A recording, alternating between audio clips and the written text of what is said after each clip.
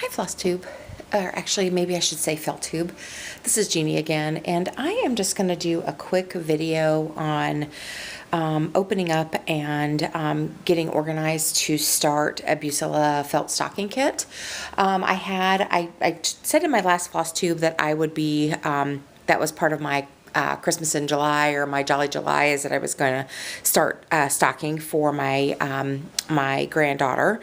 And so and this is only the second stocking that I have done, so I am a novice at these and still learning. And this one looks like it's going to be quite a bit more involved than the last one I did.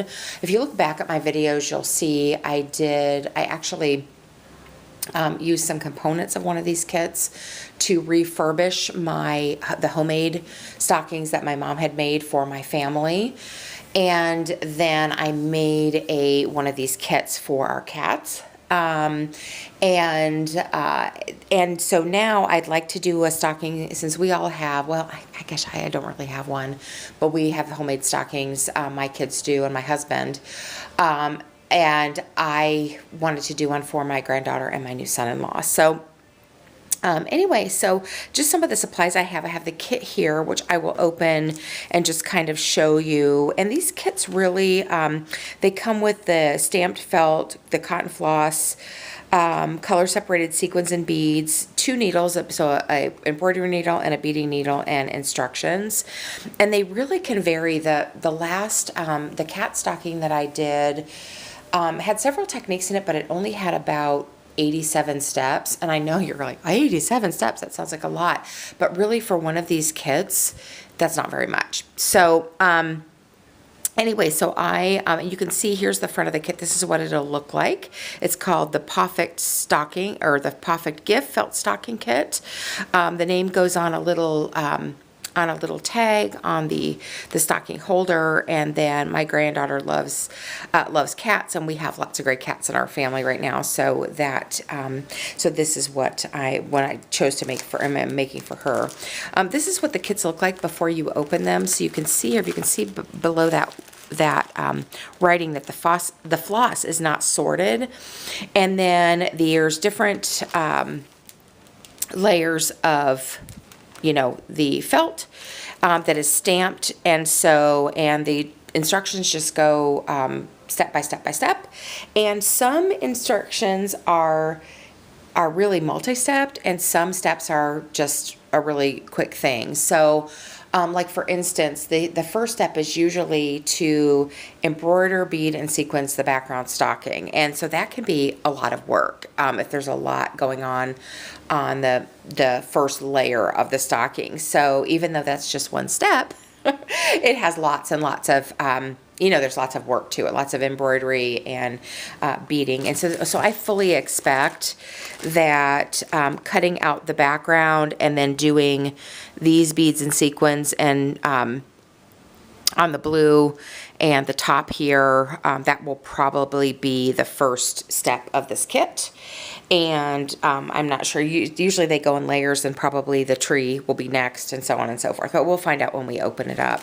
But you do need to sort the floss, and today I will be using, and I'm not exactly sure how many colors I have. I may need to get a few more floss drops, but these are some floss drops that I used with my, oh sorry, my cat just jumped up here, with the cat stocking that I made. And so these are actually cat themed floss drops. And so I'm going to go ahead and use these. In fact, this is some leftover floss that I had from the stocking that I did for them. And I don't know, I'm sure there's white in this one. In fact, I can see it. I'm not sure if this dark brown is in there or not, but, and I may need a few more. I think there may be a few more colors in this, but I just have, these I just made out of scrapbook paper, cardstock. And so I'll use these to sort my floss. And then I have one of the larger project bags here, and these you can get on Amazon. These are the big size, like 10 by 14, and these have lots of supplies. And so I usually find that a bigger floss bag, or a bigger project bag, is just better because there's just more parts and pieces. And then last but not least, you guys, I just found this at the Dollar Tree, and it's actually an activity paint tray. You can see it is very the profiles, it's very flat, and it actually opens. And so on the side here, it has little wells, and I'm sure this is what you would use for paint, but I thought this might be really nice for kind of culling the sequins and beads. And then there's a place here for like a paintbrush probably, and I figured I could put needles in there or whatever. And now this doesn't, and then maybe while I'm beading and sequencing, having those little pieces and parts kind of in here, because there is a little bit of a lip on this. So I'll let you know how this works. One thing I will say, it does close and latch, but it's not real. It's not a real tight close. So I don't think, like if I had this full of beads, I think if I tipped it, they would get mixed up. I don't, you know, it's not a super tight seal on that, but by the same token, I think it might be nice to, as a working piece, to have the pieces and parts in here, and then have the sequins in those little, and the beads in those little wells on the side, and maybe, you know, like I said, the needles and things in here. So, but I'm going to try this. I'll let you know. I bought a few of them, and I'll try this, and I'll let you know what I think about it. But I think it might be helpful, and that was another reason why I chose a larger project bag, is so that this will fit down inside of it. So that is my plan. Let's look at the, or that's everything I have together so far. Let's go ahead and look at the kit. And you guys, there's lots of way better YouTubers than me out there that do these stocking kits. A couple that I would recommend are, her name is Jennifer Good, and she does these stocking kits. And then another really good one that you guys are probably familiar with is Calico Whimsy, Christine, and she does the felt ornaments and the felt stocking kits, and she has some really good videos on that there. But you'll see when you open these, you have your floss that needs to be sorted, and your beads and sequins in there. Okay, so yeah, let me see if I can find where this will open. Sorry for the crinkling. I know that some people love it, some people hate it. But so these are the little bags of sequins. And it is nice because they are, you know, color coded here.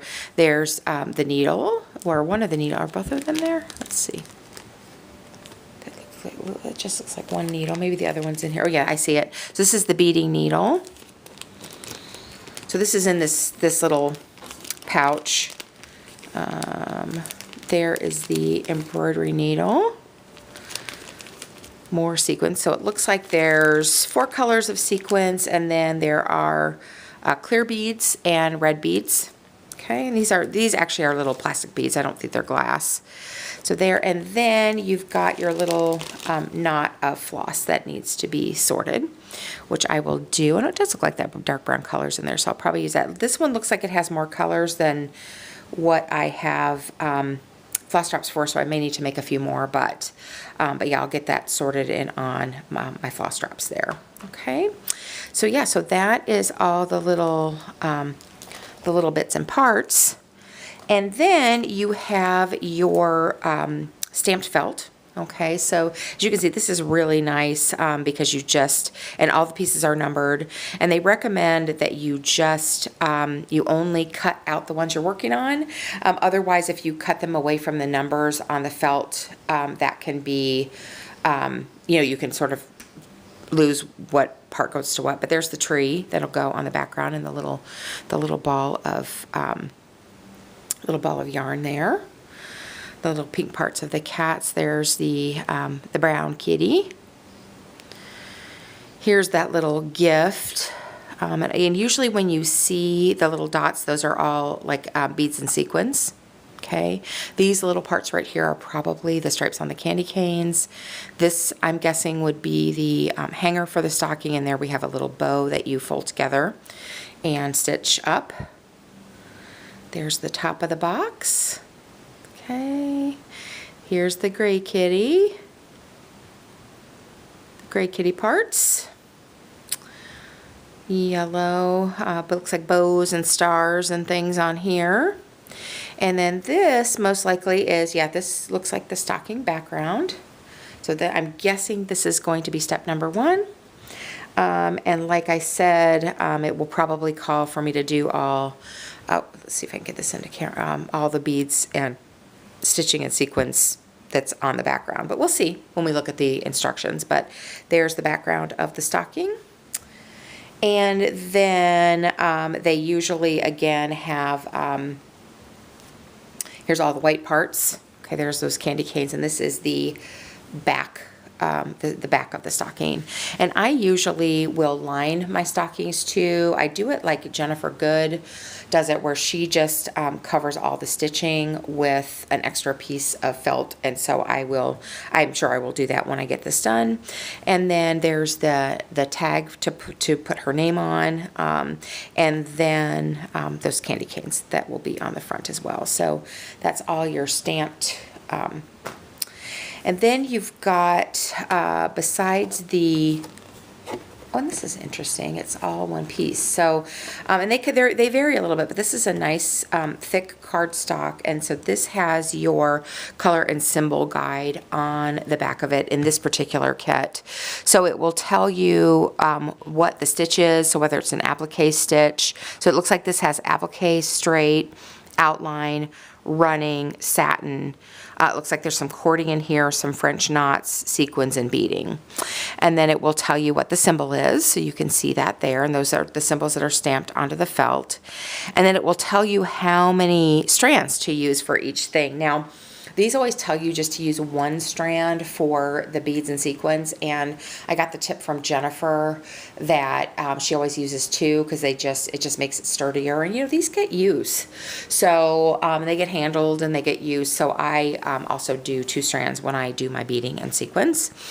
Here are the colors that you're supposed to use and how many yards. They do correspond with DMC colors, so if you run out of a color, and I'm not sure if it's DMC floss, maybe it is, but and then again, it will tell you the color of the floss, and then the DMC color and or the bead corresponding beads and sequins, and then it will tell you how many yards of each color that you have.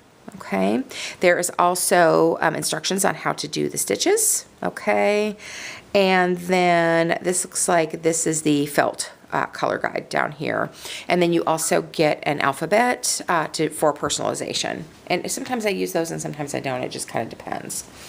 And then this is the instructions, and it's important, this does have the color guide on the back. They don't always, sometimes the front picture is separate, but you guys keep this because you will need to the instructions don't always have every single step on them, and you may need to refer back to this to see where of placement of things and or kind of what stitch was used or whatever. So anyway, so these are big patterns. Okay, so you will see here you have some general getting started in general instructions. It talks about, you know, sorting your floss and all of that kind of stuff. It has your supplies in here, and here are the steps.